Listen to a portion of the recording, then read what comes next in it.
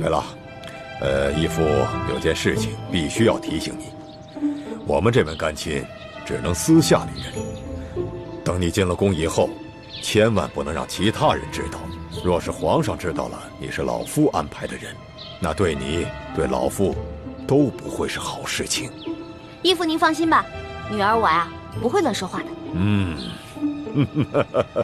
你真是长了个七巧玲珑心呐！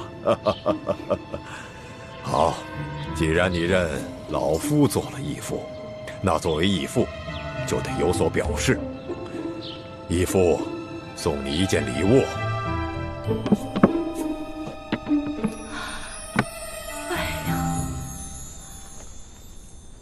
这件金蚕丝背心，那是天下独一无二的宝物，轻薄柔软，却刀枪不入，水火不进。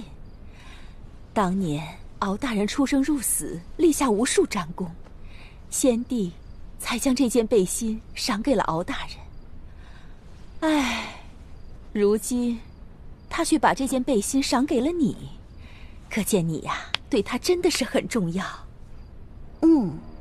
你们要我去皇帝身边做卧底，当然得先笼络我了。但如果事情不顺利，你们肯定会杀了我灭口，到时候就算我穿着金蚕背心，也不可能逃过你们的毒手。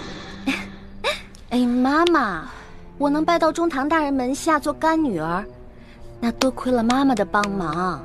您放心吧，以后如果我大富大贵了，肯定不会亏待妈妈您的。就你的小嘴会说话。哎，妈妈，我看看金蚕背心呗。啊，哎，你看看，金蚕背心有那么厉害吗？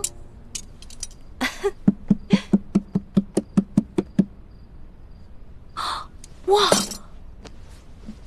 真的都没破哎。妈妈，你快帮我收好，快！